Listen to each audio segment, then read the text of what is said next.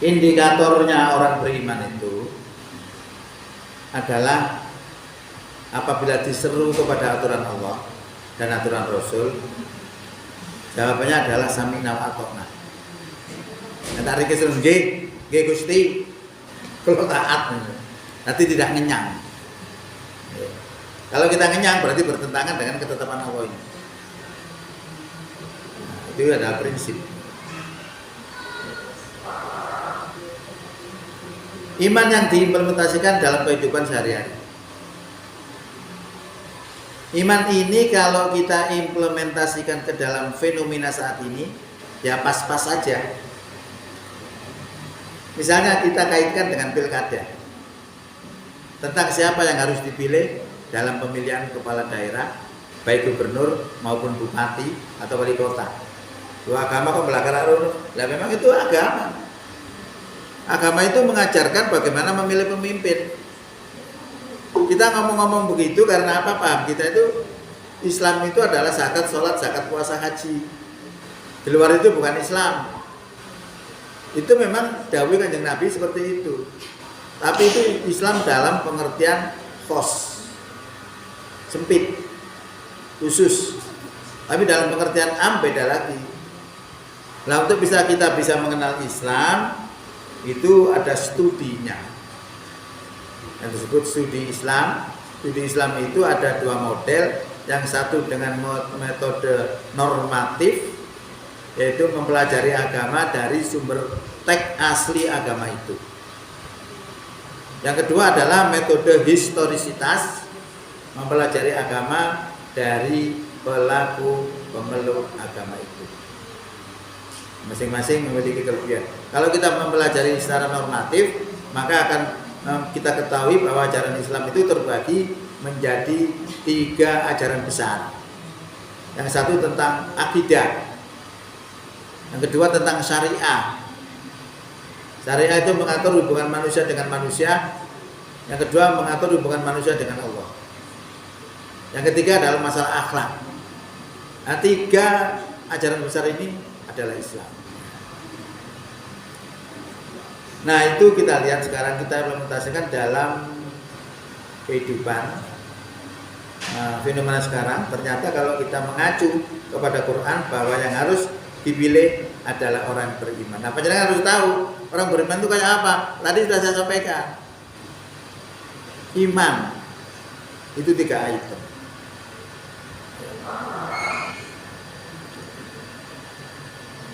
Ini contohnya.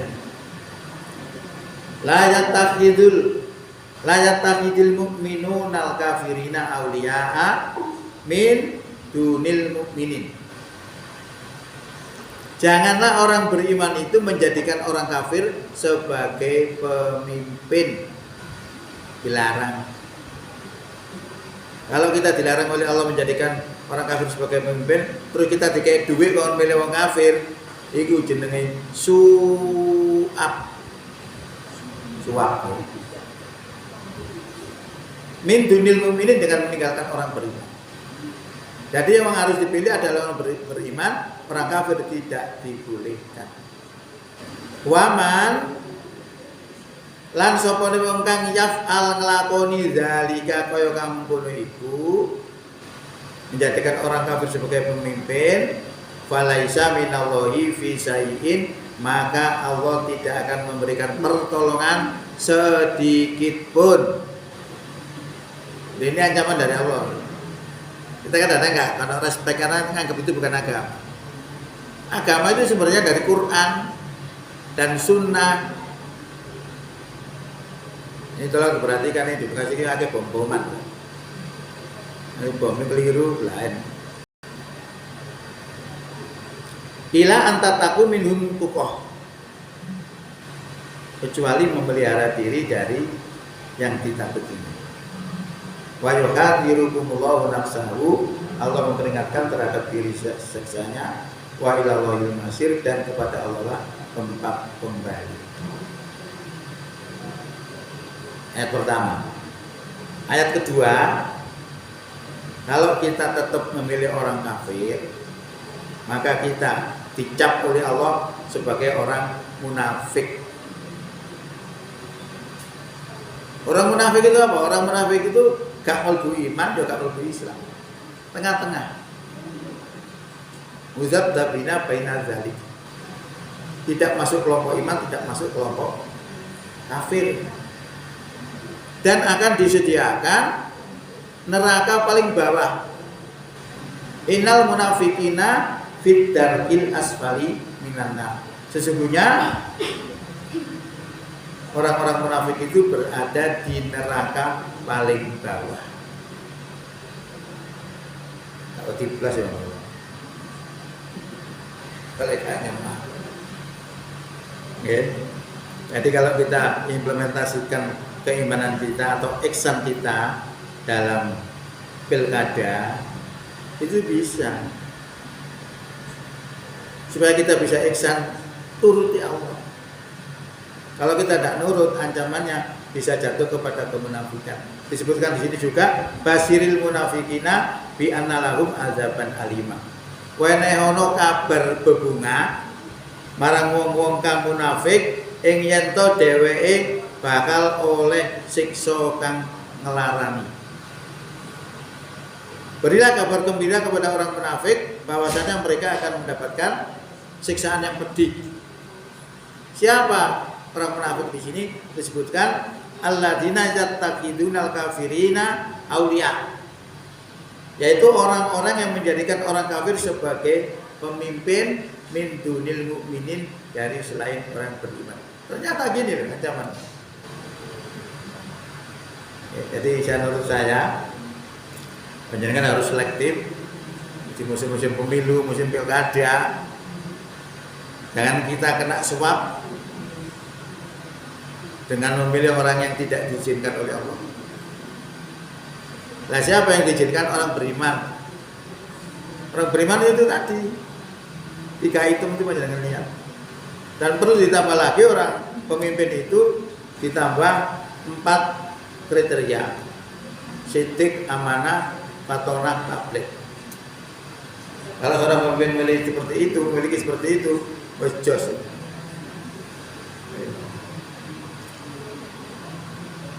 Kita lanjut lagi satu lagi.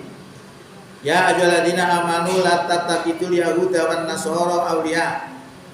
Ya orang beriman, jangan kamu menjadikan orang Yahudi dan orang Nasrani sebagai pemimpin.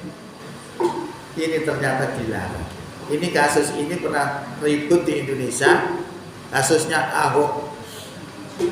Waktu dia mencalonkan gubernur, dia menghina ayat ini. Jangan kamu dibodohi dengan ayat-ayat surat surat 5 ayat 51.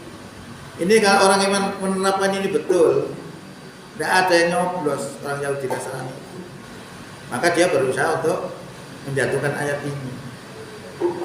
Ya. Jadi Nasrani Yahudi tidak boleh. Yang harus dipilih adalah orang-orang yang beriman.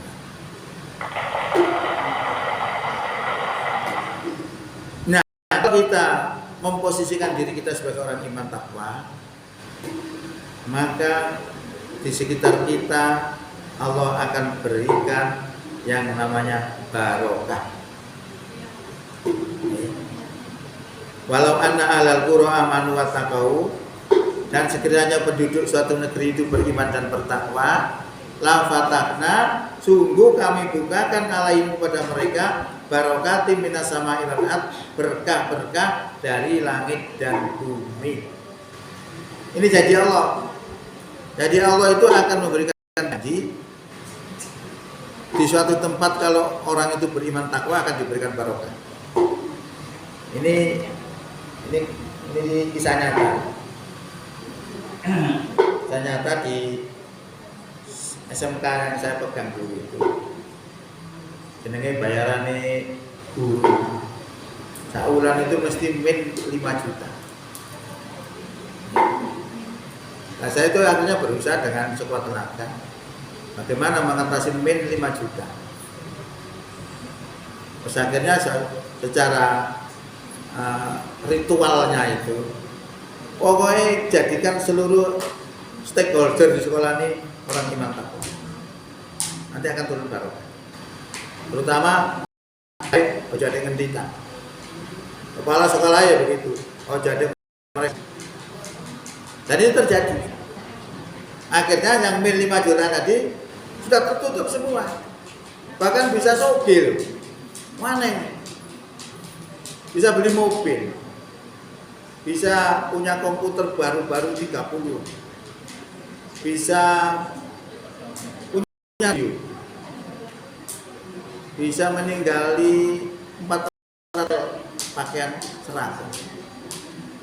Bisa membangun 6 unit RKB. Coba ya. Itu apa? Barokah. Nah makanya cirinya di situ.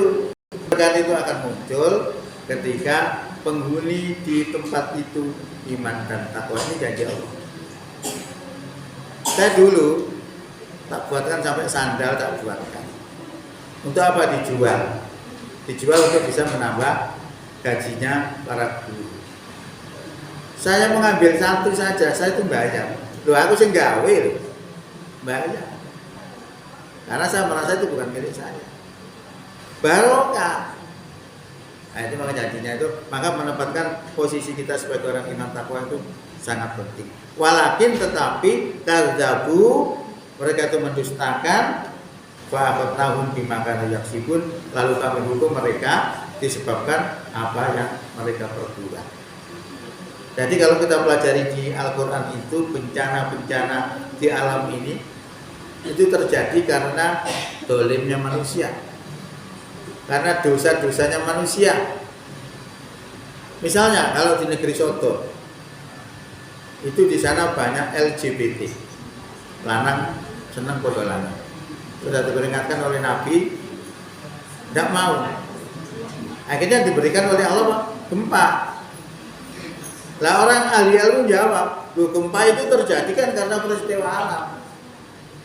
Peristiwa alam karena di dalam bumi itu ada lempengan-lempengan bumi yang bergerak, lalu terjadi gempa. Itu kan hukum alam. Kalau saya bilang api itu panas, itu kan hukum alam juga. Api panas itu kalau Allah berkehendak untuk dingin, ya jadi dingin. Tidak berlaku hukum alam. Bagaimana Nabi Ibrahim ketika dihukum oleh Raja Namrud dibakar dengan api? Ternyata Allah berfirman, ya naru wahai api, kuni, jadilah kamu bar dan wasalaman, dingin dan menyelamatkan. Akhirnya apa? Apinya tunduk menjadi dingin, hukum alam tidak berlaku. Jadi oleh karena itu kalau kita menempatkan posisi kita sebagai orang imam takwa, artinya kita memiliki andil untuk kesejahteraan bumi ini. Itu hakikatnya seperti itu.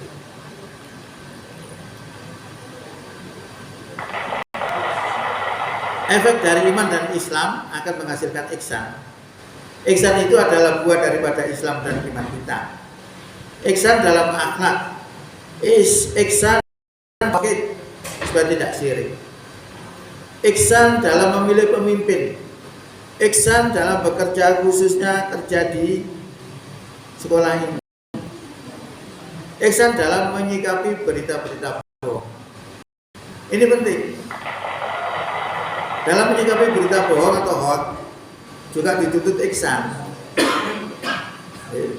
Ihsan dalam hal menyikapi berita bohong, maka kita pun dituntut ihsan dalam hal ini.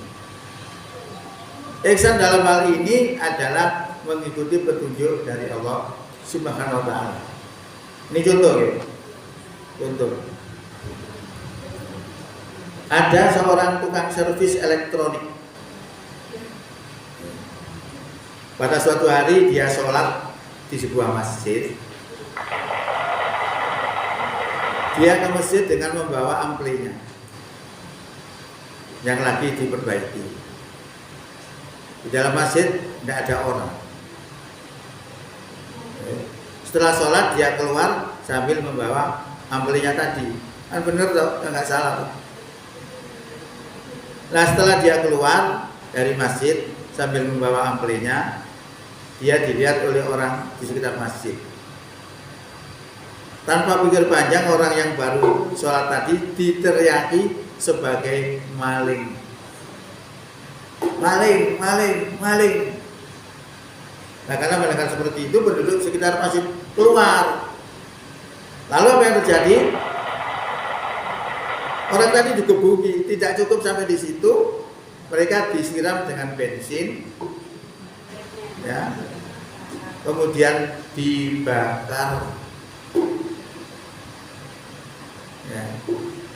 Coba bagaimana kita menerapkan ihsan dalam kasus seperti ini.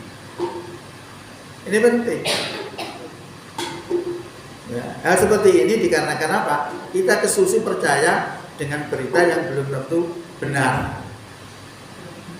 Apalagi saat ini. Saya kemarin itu didatangi oleh calon wali kota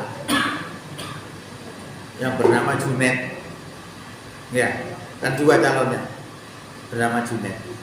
Yang satu Junet, gandengan sama Pak Amin. Datang ke sana, tapi sebelumnya saya sudah di-training oleh LHKP. Kalau tamu-tamu begitu itu jangan menjanjikan dukungan. Kalau kita menjanjikan dukungan, pasti kita dusta. Karena orang-orang kita belum tentu nyoblos semuanya. Nah, yang baik bagaimana? Yang baik ketika dia menyampaikan visi misinya, kita bilang setuju dan cocok. Dan diberi harapan mudah-mudahan berhasil. Itu yang saya sampaikan kemarin. Ditambah lain-lain termasuk saya tuntut sekolah ini jangan dikasih zona. Kalau dikasih zona akhirnya muridnya cuma sedikit. Jangan lihat itu semua tumbang. SMK Pak Alim itu Pak Paramita, SMK Brawijaya, SMK Ayani dan lain-lain. Itu hampir tumbang, sudah tumbang. Itu karena kebijakan. Itu sudah saya sampaikan. Panjenengan tahu akhirnya apa? Akhirnya yang muncul videonya. Video saya memberikan sambutan macam-macam. Tapi tidak muncul suara saya, muncul musik. Tapi di bawahnya ditulis begini. PDM, PCM, Urtum dan seluruhnya mendukung calonnya Junet. Padahal saya tidak mengatakan itu. Sehingga orang banyak protes, benar apa itu? Benar itu. Ini saya menjelaskan. Nah gitu loh. Banyak berita itu yang sekarang ini seperti itu. Nah bagaimana penerapan ihsan kita? Sebagai contoh lagi kasus di saat menjelang pilkada sekarang ini tidak menutup kemungkinan beredar berita-berita bohong. Kita lihat calon gubernur. Calon gubernur ada 3 orang. Wedok kabeh. Nah, wedok ini juga akan memunculkan juga isu. Wedok kalau jadi pimpinan. Coba. Itu muncul di kalangan juga. Karena musuhnya laki-laki, satunya perempuan. Contoh misalnya ada 3 orang namanya Bu Lulu, Bu Khofifah, dan Bu Risma. Bu Lulu ini masih saudara, masih keluarganya Pak Din Samsudin, mantan ketua PP Muhammadiyah. Bu Risma, Bu Khofifah ini sudah kita kenal, incumbent yang dulu jadi gubernur. Dan yang ketiga adalah Bu Risma. Bu Risma itu tahu itu keluarga dari Muhammadiyah, hanya membantu Muhammadiyah, bapaknya. Apa kehebatan Bu Risma? Satu-satunya wali kota yang berani menutup pelacuran terbesar di Surabaya, Bu Risma. Resikonya apa? Mati.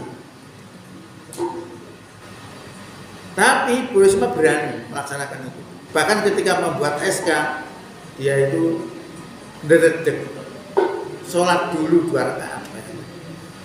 Perjuangannya hebat. Mungkin pemikiran kita milih siapa kalau kita memang ada hubungan baik dengan Muhammadiyah. Mesti mungkin pilihan kita Bu Risma. Tapi jangan tahu Hasil survei itu yang terbanyak adalah Bu Khofifah. Coba hasil survei, baca pendapat. Nah, seperti itu. Ini realitanya seperti itu. Maka data itu juga tidak boleh diabaikan. Ini contoh berita bohong. Ada postingan yang di-share berbunyi begini: ruang Bu Khofifah digeledah KPK yang terindikasi ada korupsi di dalamnya. Kira-kira sih gawe postingan ini siapa ya?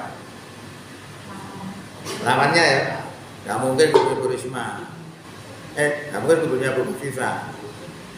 Tapi di sisi lain ada postingan juga yang menyudutkan Bu Risma. Bunyinya, ruangan Bu Risma digeledah KPK terindikasi ada korupsi, terindikasi ada 6 orang yang dicekal tidak boleh keluar negeri. Siapa yang membuat ini kira-kira? Lawan politiknya. Lalu kalau kita mendengar bunyi seperti ini di WA kita, bagaimana kita menerapkan ihsan dalam kondisi seperti itu? Kalau kita nggak hati-hati, ya kita ikut nge-share berita-berita yang sifatnya bohong, akhirnya kita dosa. Jadi dengan HP ini kita bisa dosa, bisa juga dapat pahala, tergantung kita. Nah, ini dibutuhkan kecerdasan intelektual. Kira-kira kalau kita mendapati postingan seperti ini, apakah kita share atau bagaimana? Nah, ini penting loh.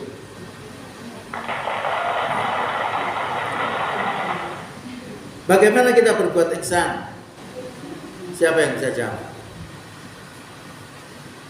Makanya kasus seperti ini kemarin sudah dibahas juga. Seharusnya berbuat ihsan dalam konteks seperti ini adalah diam, tidak menge-share mana-mana. Seandainya postingan itu di-share, maka kita akan ikut andil dalam menyebarkan berita bohong. Seperti orang yang dibakar tadi itu. Muka rom melok-melok ngobong. Itu dari dosa. Dan kita akan mendapatkan dosanya. Nah, bagaimana petunjuk Allah terkait dengan berita bohong ini? Dalam merealisasikan ihsan, kita turuti aja Allah ini. Sekarang 5 menit lagi. Bunyinya gini. Ya ayyuhalladzina amanu, wahai orang yang beriman, in ja'akum fasiqun binaba, jika datang kepadamu orang fasik membawa satu berita, fatabayyanu, maka telitilah. Loh, terkait berita bohong, Allah juga menjawab, mengajarkan kepada kita. Disuruh apa? Tabayyun, check and recheck, supaya kita ini cerdas. Antusibu kauman, agar kamu tidak menimpakan suatu musibah kepada satu kaum bijalatin yang kamu tidak tahu keadaan mereka, fatusbihu, lalu kamu menjadi menyesal, lalu menjadilah atas apa yang kamu perbuat itu nadimin, penyesalan. Ini ajaran Allah supaya kita cerdas menyikapi segala fenomena yang terjadi di dunia ini. Dengan mempelajari seperti ini, sebenarnya kita seharusnya lebih berbangga kepada ajaran Islam yang ada dalam Quran ini. Ternyata semua terjawab, apa saja kalau kita mau teliti. Kadang-kadang kita belajar membaca Quran itu kan wis pokoknya aku katam tak meni wis boleh pahala. 1 huruf sama dengan 10 kebaikan, kira-kira begitu. Tapi tidak tahu artinya kayak apa. Makanya kadang-kadang mental kita tidak pernah berubah. Tidak pernah jadi iman yang militan, tidak pernah. Oh, nggak tahu arti ini kalau dipelajari.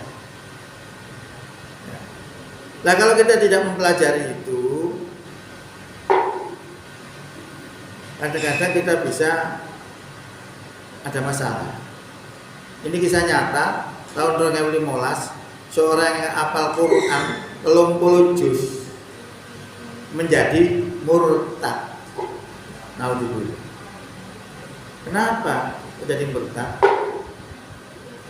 Karena di dalam Quran banyak yang kontradiksi antara satu ayat dengan ayat lainnya, tidak sinkron. Nah ini makanya itu dituntut untuk belajar Quran itu lebih mendalam. Kalau kita belajar Quran lebih mendalam, itu artinya kita sudah berislam dengan berkemajuan.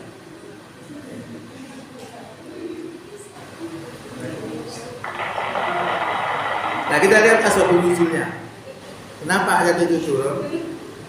Dikarenakan Nabi itu menyuruh seorang sahabat untuk menarik zakat di satu kaum tertentu.